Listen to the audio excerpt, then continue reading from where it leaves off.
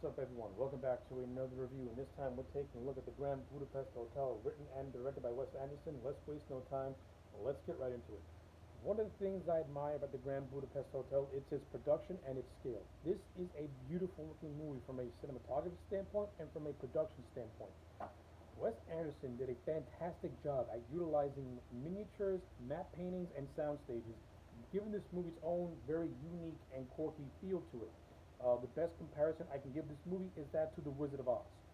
Wizard of Oz had a very similar production where it used, map paintings and sound stages to create the world that it was creating. The Grand Budapest Hotel is no different. It's a movie that feels like it was made during the 1930s and the 1940s. So yeah, from a production standpoint and from a production standpoint, this movie is outstandingly beautiful. From an overall cast and story standpoint, I think the movie is overall very, very solid. The story is nothing really all that spectacular. Basically, Ray Fiennes plays this concierge called M. Gustav, who is the concierge of the Grand Budapest Hotel, along with his protege Zero Mustafa. They're pretty much on the run from the Madame's son, who wants to get a painting that the Madame had left Gustav, because this particular painting is worth a lot of money. It's priceless. So along the way, Zero and Gustav get into these wacky misadventures. That's pretty much the overall plot of the movie. Like, from a plot standpoint, the Grand Budapest Hotel isn't anything all that spectacular, but the way it's presented is what gives it a very unique feel to it. Uh, so yeah, from a story standpoint, the movie is overall very, very solid, very easy to follow. But what the movie to me lacks in an interesting story, it makes up for it with just the way Wes Anderson writes his characters and the character interactions. This movie is very good at establishing relationships and characters. And the best example are the characters of Gustav and Zero. They're in the evolution of their friendship from protege and mentor to actually very close friends. I thought Ray Fiennes and Tony Rillivi, who played the two characters respectively, did a fantastic job, and it felt very, very genuine. And they have really, really good chemistry with one another. Not only that, I think Ray Fiennes in this movie is underratedly hilarious. I thought he was a joy to watch as Gustav H.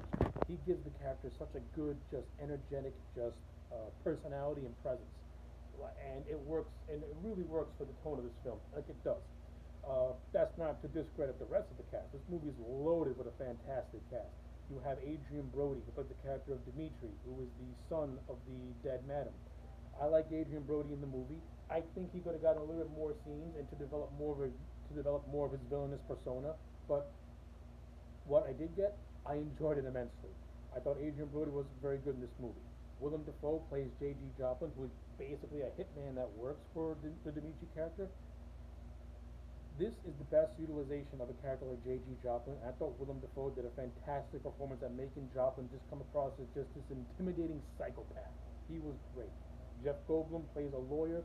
I liked him in the role in his role as well. He has a couple of scenes here and there, but his best scene is basically when Joplin is chasing him and he eventually gets killed by him.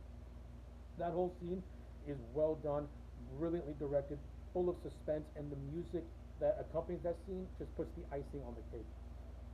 You also have actors like Suni Ronan. If I said her name wrong, I'm sorry. She plays a character called Agatha, who is the girlfriend, who is the eventual wife of the character of Zero. I thought their chemistry was decent. I don't think, to me personally, I could have used a little bit more scenes developing their romance. That's just me personally. But for what I did get with Agatha and Zero, I bought it. It was cute. They were cute together. And you also have Bill Murray, Owen Wilson, and Jason Schwartzman, who also make appearances throughout the film as well. I thought they fit their roles well. They're more like cameo roles, but it was fun to see them. Like, the Grand Budapest Hotel is not a very lengthy movie. It's actually really, really short. So when you have a very robust cast like this movie boasts, not every single character is going to get a lot of screen time, but they're going to get enough screen time where you're going to remember it. Me personally, I think a good chunk of this movie is a prison escape scene that features Harvey Keitel, because Gustav H gets sent to prison. That takes up a good 20 to 30 minutes of the film. You could have cut that. You could have cut down. You could have cut down a little. You could have cut down that. You could. Can't talk straight. You could have trimmed that sequence down a little bit to give more characters a little more shine. That's what I would have done. But for what it is, I enjoyed it. I mean, come on. You have Edward Norton in this movie, and he plays a cop, and he's involved in that sequence. So that's why I'm going to give it a pass because I love Edward Norton. I'm a fan of his work. And I also like the beginning of this film, how this movie's told as a flashback within a flashback, and it includes Jude Law, who is this author talking to an older Mustafa Zira, played by F. Murray Abraham, and the film is basically told within a flashback within a flashback within a flashback. It can be a little confusing, but once you pay attention, it's not that bad. But I enjoyed it. So yeah, those are really my thoughts on the Grand Budapest Hotel. I enjoy this movie. I think it's actually really, really good, and I'm gonna give it a solid 9 out of 10. I think this movie deserved all the accolades that it gets, and it's a very unique and just a lot of fun. This is a very fun and energetic movie, and I highly recommend it. So yeah, those are my thoughts on the Grand Budapest Hotel. Let me know yours in the comment sections down below. Like the video and subscribe, and I'll check you back next time for more.